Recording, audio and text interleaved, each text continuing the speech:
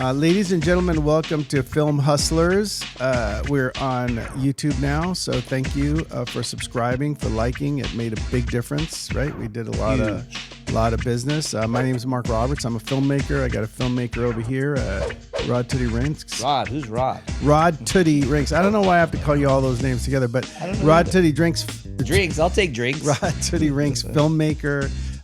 He does verticals. He does makeup. And then we have Dave on the ones and twos. He's not on camera, but he will be soon.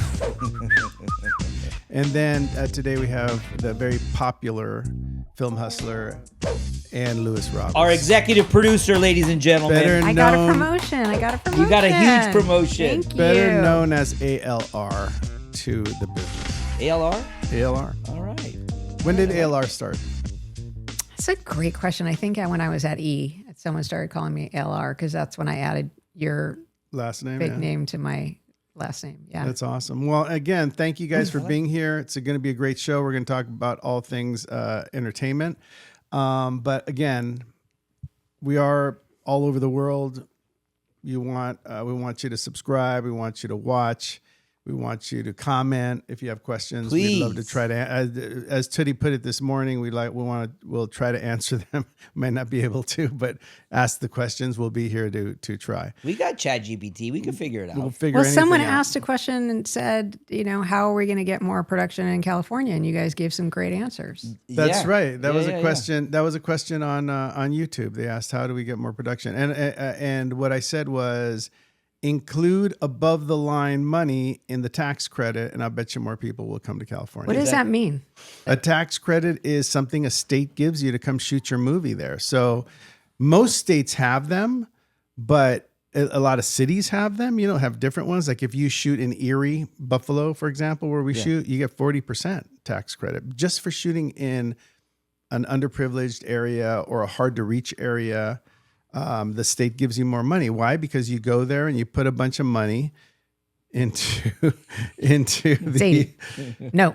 that's my dog, Sadie. Into the economy, and it builds the economy in a city, and it helps them a lot when you spend millions of dollars. So you get the money, you spend $100,000 and you get. Let's go higher. You spend $1 million, and that $1 million you get up to $400,000 back. Now, where it's tricky is that, like, let's say you're an independent filmmaker and you're trying to raise money and you're like, hey, I'm going to get you 40% back on that $1 million. Well, that's not exactly how it works. So if you go spend $2.5 million in Nashville, you might get $360,000 back. That's still a lot of money, but percentage wise, it's not quite 30, not quite 25. It's somewhere around 17. And it's because of what they let you include in that tax credit. So if Mario Lopez or Brad Pitt or someone like that's making $1 million, sometimes they disqualify that amount of money. So the talent fee. The talent fee, the producer's fee, the writer's fees, if the work wasn't done in their state. If Which is called above the line, right? Yeah, above the line. If I bring in Tootie or Davey or you to work on a job that I could have given to someone in that city, they disqualify that money. So the goal is to get more people working in the state, and that's why they're going to give you a refund of your money. That's right. Okay. A refund on the money that you spend there. So, and everybody calculates it differently. yeah. So if you go to California and you're trying to make a movie here in Los Angeles, let's say, or San Diego, you might get $200,000 per $1 million, or you might get 170,000, right? So that's no comparison. If you go to Buffalo, you're going to get a big chunk because they allow a bunch of above the line people. They allow you to bring in heads of department from other states. You do have to hire most of the people there and spend most of your money there, but you only have to do not only, it's 75% of the money that you bring into the state for your movie needs to be spent in that city or in that state. So tax credit's a big deal. If you can up those, the answer is... every state is different calculation? Yeah. Why is that? They have their own rules and their own tax credits, and it's not run by the government, it's run by them, and they decide what's valuable to their state and what's not, So I think as it refers to the question of how do you bring more money back into California, which was a question on our YouTube page, and I think you allow more money to be you allow more people to be included in the tax credits so that if you spend $5 million in California, you can get at least 30% of it back.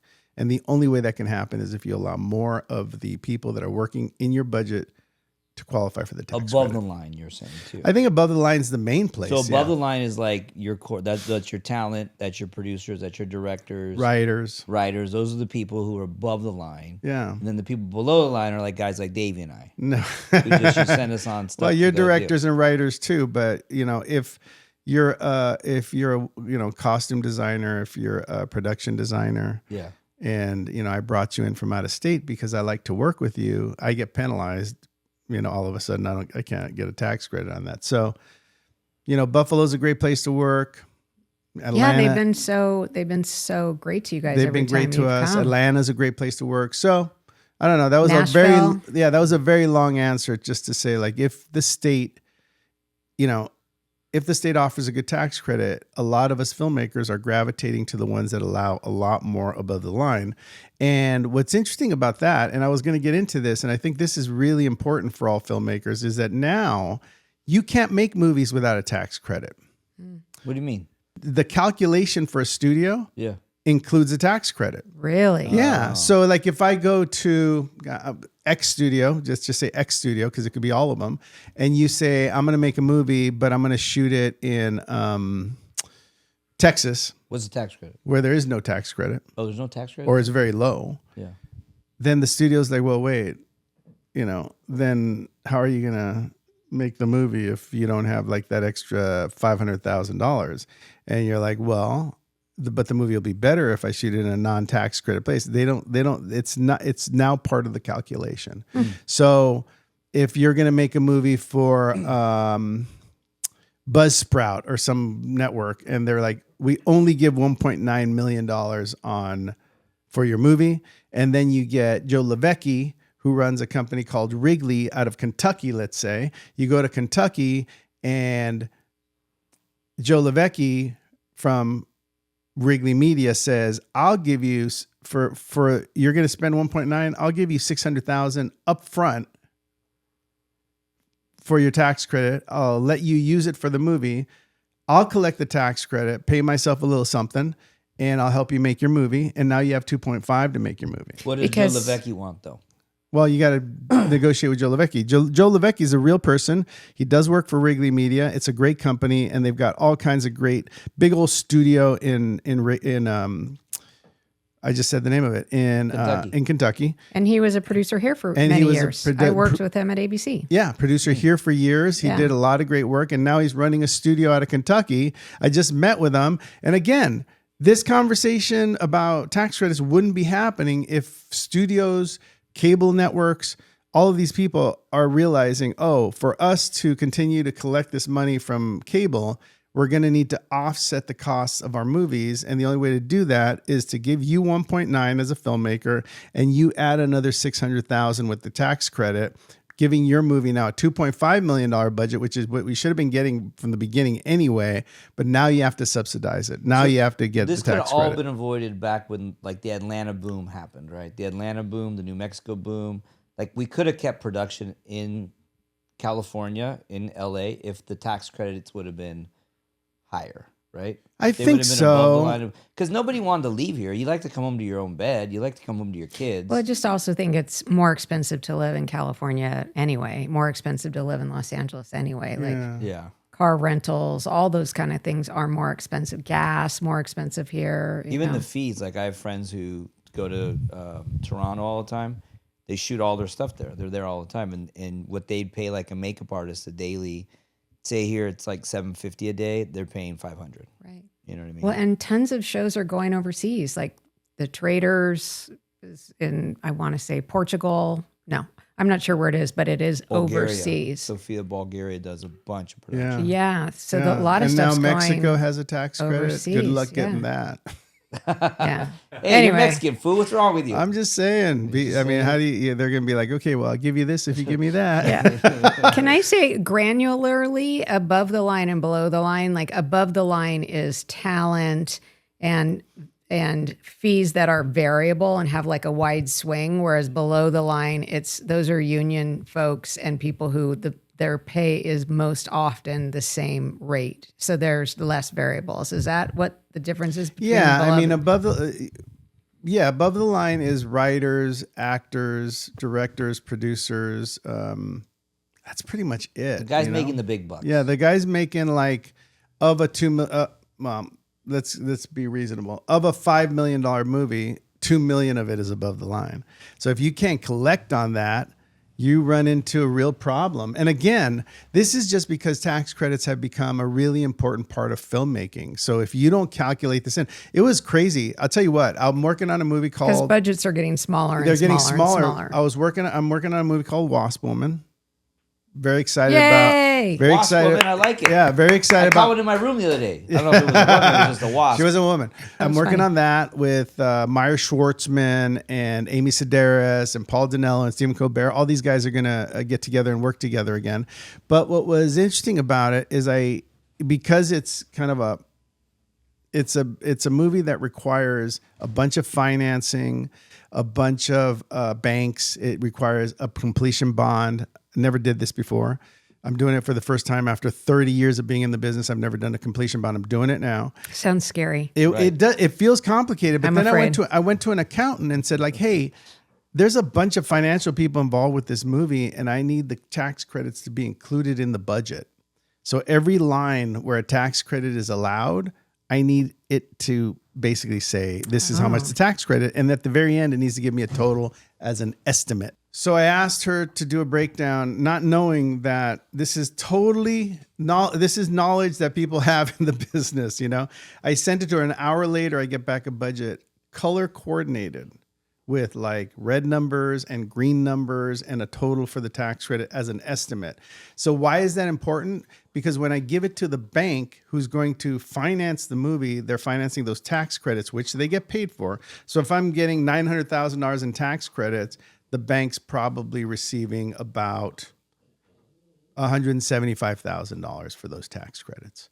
So, but I still get a big chunk, right? I still get like over $700,000 for the tax credits. So you have to be looking out, you know, for who can give you that information, the right people. I know sometimes it makes complete sense to like look around you and go like, oh, you're an accountant, you do it. I know you worked on my movie, or you worked on my friend's movie, you can do it. Or believe it or not, there are professional people out there doing this every single day, because it is just the way the world is going. You need a tax credit to make yourself and the companies that are working for you and that you're working for, giving you money a lot easier when you have all of this subsidized money that will help their movie look bigger for less money. Right. You found the difference between somebody who knows how to do a tax credit and someone who doesn't. You get the money back quickly, or somebody sort of flails and doesn't figure it out. Well, for you. yeah. I mean, look, here's something that's really important. A lot of states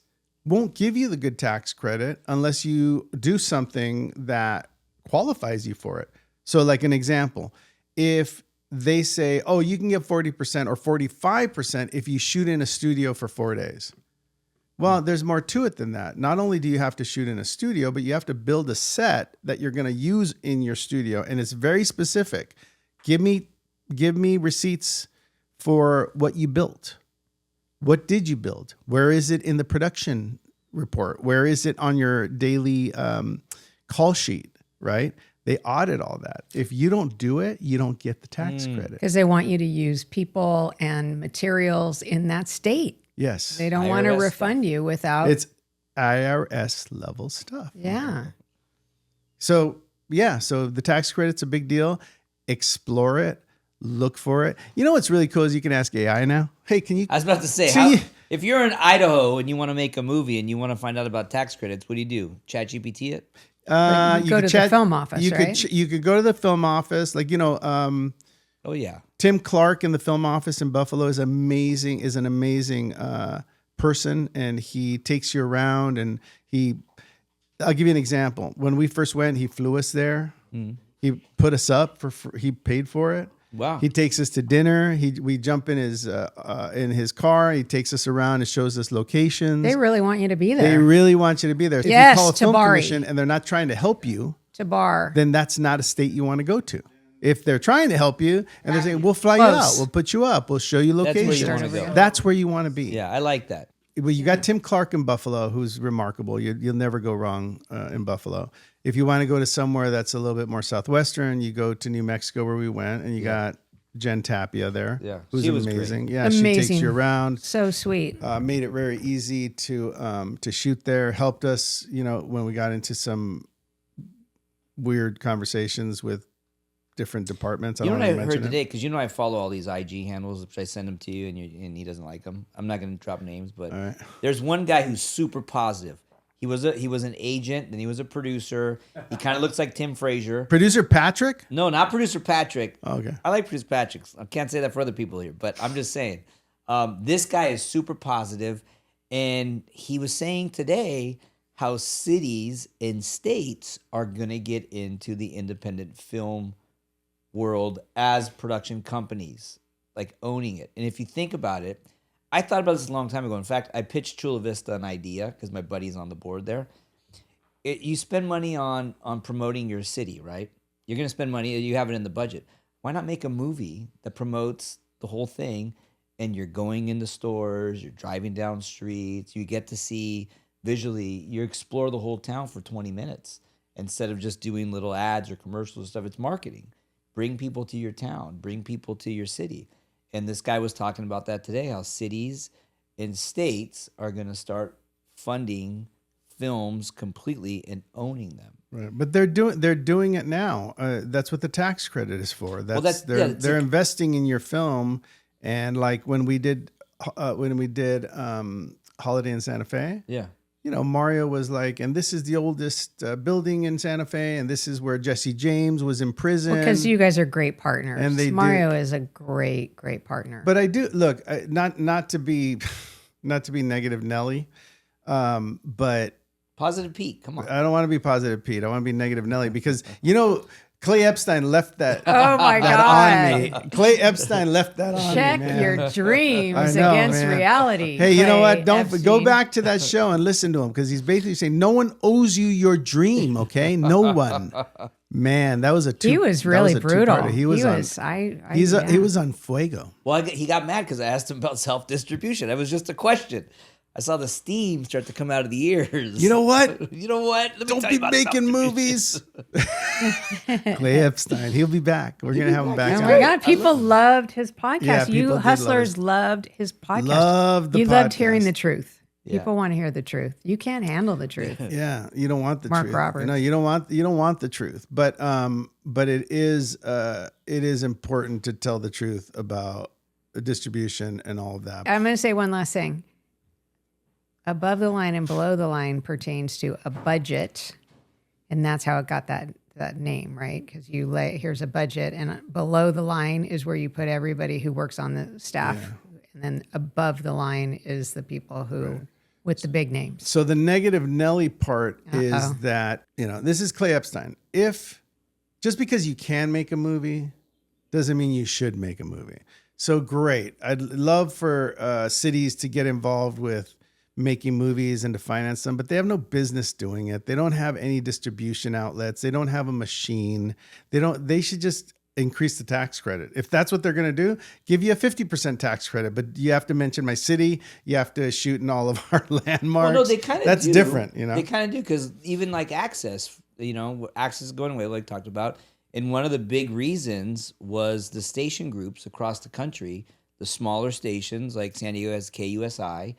They decided they didn't want to pick up a nationally syndicated entertainment news show anymore, that they would just do it all in-house because they don't have money to spend. So like their entertainment anchor or whatever, they're gonna form a show around them and they're gonna cover entertainment. Because at the end of the day, if you think about it, we have access now in our hand to all entertainment news, celebrity all the time because they're constantly posting, right? In 2 seconds, I'll know what's happening. So social media and narcissism, in a way, ended Access Hollywood, Rest in peace, Ann, because I know you created the show. Yeah, no, I mean, it was a different world. You did wait till the end of the day to hear about the news, the entertainment news, and now it's all day long, all the time.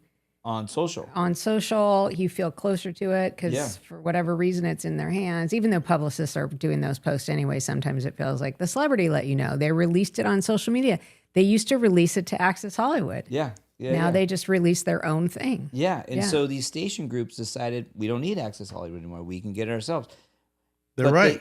I don't know. They're losing a huge tool about things that no one's releasing on social media, which is the pit, the shows that they have. I do think each network or each streamer should have something talking about their own product. Huge loss. And in addition to the commercials, because there's more to say. And maybe that's the podcast now. We just started watching the Pit podcast, and I was watching the Bridgerton podcast. And I guess that's what Access Hollywood and ET used to be, is sort of hearing the inside piece of it. Well, they had Maria Menounos had one called I forget, it was years ago. It was actually ahead of the curve, where she did like Game of Thrones, and then after the episode they did a podcast and they would all sit and talk about it. But to your point, I agree with you. I think it's a really bad move because Universal Studios isn't going anywhere. They're making TV shows, they're making movies. NBC's making movies, TV shows. Who's going to plug their talent? Bravo. It's enormous. Who's going to plug all, like, those people and would plug come to sounds our show. negative, but it really means who's going to give you all that information that isn't just a quick headline on social media. Yeah. There is more that we want to know. And I can't always watch the whole Bridgerton, podcast after I watch the Bridgerton. Sometimes you do need it in a shorter, you don't have the bandwidth to listen to 30 minutes of something. You kind of want the snack food version of it. I think KUSI, which is a local news, they're going to air that. They're going to air what? Of course, the film that they made. You know what I mean? But no one's going to see it. That's the problem. See, I'm telling you, I love the idea of people doing their own project, but they'll hire you, Roberts. It's not like they're going to do it themselves. I know, they're just going to but put the money behind it because it just makes sense if you think about it. These tax incentives, right? They just keep going 15%, 20%, 25%, 40, 50, 60, 70, and then it's going to get to the point where they're like, we're almost paying for everything. Why don't we just own it, but and then we hire you? But where are they putting it? Where are they putting it on a YouTube channel, or they're putting it in the local news? But here's the local station, YouTube, self-distribution. Why Clay got really mad at me. It's like I'm going to turn that off. It's just kind of interesting. It's right? like Because public access. Like why would you do that? I'll give you an example of where the world is going. Right, I make a movie with Mario and all you guys, and we put it out on said station. And 345 channel, not a station. Said channel, 345,000 people watch it. Awesome. Yeah. I make a movie for Netflix, 54 million people watch it. So yeah, I'd like to get more people to watch what I do rather than less people to watch what I do. But more importantly than that, if you up the tax credit, more importantly than my own thing, like I told Mark, he said more importantly a lot when he's trying to cut one of us off. So more. That makes sense. But I just cut myself off. So it's more importantly than what you said is what I'm going to say. Yeah, more importantly than what I just said, this is more important. But but it's important to note that these companies that have the ability to put them out and have 400, 500,000 people watch them or millions of people watch them, those are the people that you should be giving your money to so that they can see your city in 54 million households, not 10,000 households on your local station. Yeah, you're going to pay me to do it, but how much fun is that going to be for everyone? Eventually, you're not going to do that anymore. People stop doing that. Did you hear about what happened at Cannes? Did you watch Producer Patrick today? I did not. I haven't seen him in a while. He was saying I stopped following him. Did you really? How dare you? Once we cross the border, we're out. That's it. Well, now he's, but he was saying at He was Cannes, like, I love it here in Qatar. Yeah, well, I mean, he's probably getting paid some fazools for that. But he was saying in Cannes that they weren't giving you money to make movies. Now it's all like almost like you have to make your movie and they're purchasing. and it was really quiet, I guess, in the beginning when those deals were made. At the very end, it was like a rush to purchase movies. So everybody's going there, financing their own movie, or somebody's financing it, like a film festival, and then they're buying it. No one's giving you money anymore up front, which I thought is interesting. So to your point, maybe these cities or these places realize that. So it's all about financing it yourself, kind of old school indie style, and then taking it out there. Indie styles? I mean, yeah, wasn't that indie styles? Like you financed it, you took the festivals, you tried to get it sold. And that's still going to exist. But isn't Cannes a festival? Yeah, It is a It's a festival. market. It's a It- market. Yeah. So you take, I feel like that's how it's always been. Like Sony Yeah, brings their again, movie and hopes. I hate to quote Clay Yeah, but again. hope too. Yeah, you're right. Well, normally it's you go there, it's a market, so they give you money for like, oh, I got Brad Pitt and this person. They'll give you money. But to that's go what and Clay make it. Yeah. does. That's Right. Clay Epstein. But that's what producer Patrick, your hero, was saying, that's not happening. That it's more of that's like why they're like, oh, Yeah. indie filmmakers were coming there with a finished product, and Right. then they're just buying now the product as Right. opposed to yeah, like that's what that's what they pitching. have done for years and years, and apparently that doesn't work that well anymore. So it's a tough market. But look, on the positive side, Positive Pete. Positive Pete. More important than that. More important than what I just said. And what any of these guys just said. More than any of us. Any of us said. I just listened to a book with Ann. We listened to Barry Diller's book. His Now- biography. Well, his biography, yeah. It was amazing. And I'm going to tell you something. When you think about what Barry Diller did and how he did it, it's inspiring, because if you think about business and about the industry as it sits, no one knows what's happening. If you rewind a little bit and imagine Barry Diller living in this time when he was younger, he was running Paramount. He decided he wanted to start a fourth network. We all know when this happened. He started Fox. And what did he say? I'm going to counter program. I'm not going to run what all the other networks are running. I'm going to counter program. I'm going to go Married with Children. I'm going to go, whatever else he did. He did everything that no other network was trying to do, right? Yeah. So if you counter program in this world of verticals, then maybe you're going to, win that race, or verticals will just become something else, which is just marketing. And I think that's what's going to happen. It's already happening. Yeah. So I think when you think about someone like Barry Diller, then he left the business altogether, and he had done all of this great stuff. He ran QVC. Paramount, but then he went and saw QVC, and he walked into QVC, and it was like, hey, this is kind of interesting. They're just putting the QR code. You're just selling it on. There's a bunch of people answering the phone, just selling stuff like on your TV, and everyone thought he was crazy.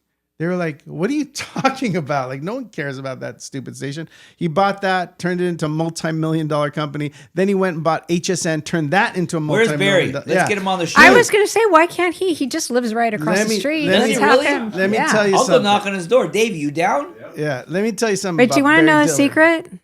Do you want to know a secret? Do you want to know a secret? Yeah. You Go ahead. promise not to tell.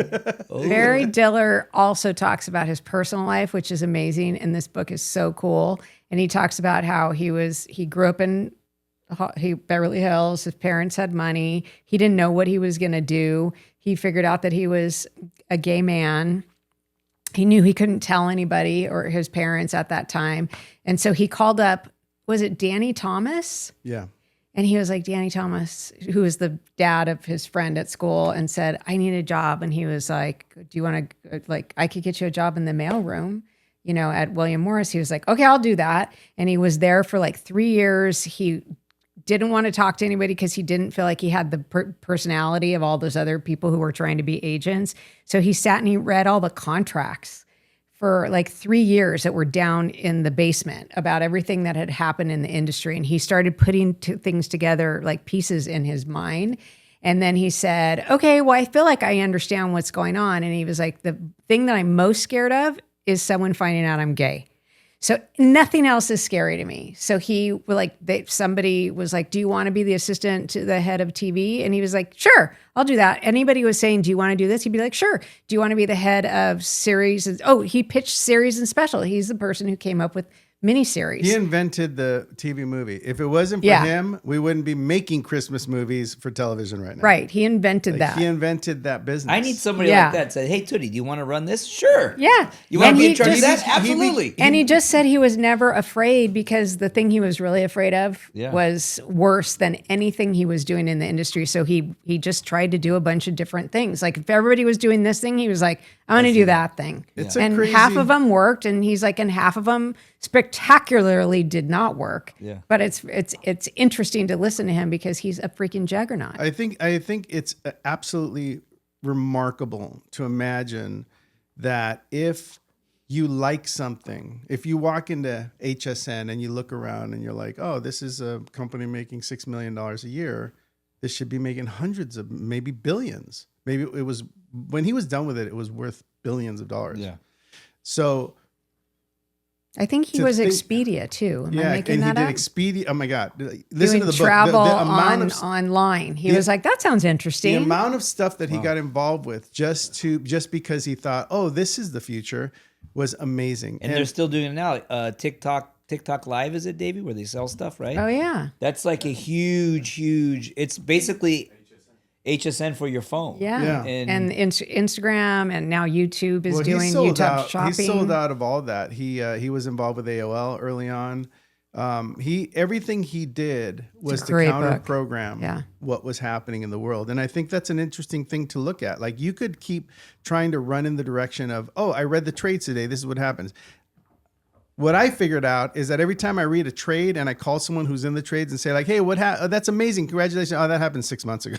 Anything in the trades happened 6 months ago. I Like, know. nothing is happening right It's now. like when you pitch people, right? They say, "Oh, we want this." Then you finally Get there, get yeah. there, and they're like, "No, that was 3 months, 6 months ago." That- Get there. we did one of those and it didn't work. Yeah, it so didn't work. we're So done. pivot to this other thing. But all of that to say that when you look at what's happening today, I really listened to Barry Diller's book and thought to myself, you know, if he had started now, it wouldn't be any different than what it was like then. Well, he's bold. He said it. He goes, everybody's saying how the business is going away and it's all horrible. And he was like, no, it's not.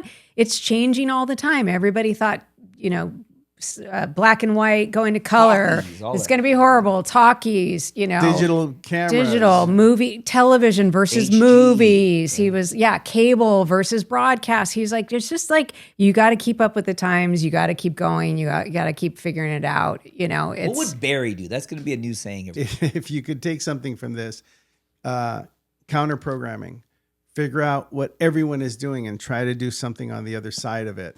Listen to Barry Diller's book. The guy's amazing and he's inspiring, and the way he handled his business was remarkable. And I think we all benefited from what he did. We all are Yes. making money because of what he did. So yeah, and also I just want to say extrememusic.com, our partner, our sponsor, Russ Emanuel, created an amazing platform for music and music for your movies, for your TV shows, for your commercials. Are you using them for this? talk next about Christmas somebody who's working, who thought of an That's out right. of the box idea. movie? Yeah. That's right. Yeah. An amazing out of the box idea with music that he eventually sold, with a music company that he eventually sold to Sony. Yeah, Sony. Yeah. And now they're huge. They're one of the biggest in the world with partners. Who's their partner, Dave? Snoop Dogg, Dogg? but also Hans Zimmer. Wow. He does a lot of cool stuff. Extrememusic.com for all Yeah. your music needs. Check him out. How do you make music affordable? Yeah. I'm but gonna use hey- them for Pruno, Davey and I. But think about it. Tell us Oh, about that's a good Proto. idea. Oh yeah, you're going to use it for your More TV show. important than that, But more importantly, yeah, Dave and I are in pre-production on Pruno. that's amazing. Thank you. We got talent locked in. Concrete's playing Pruno Perez. He's a Very smart. Good Yep, casting. yep, great casting. And Davey Dave? and we got David, Frankie take over. Quinones, Cholo Fit. He's in it. Take over, David. We I got. love him. I just don't want to give stuff away.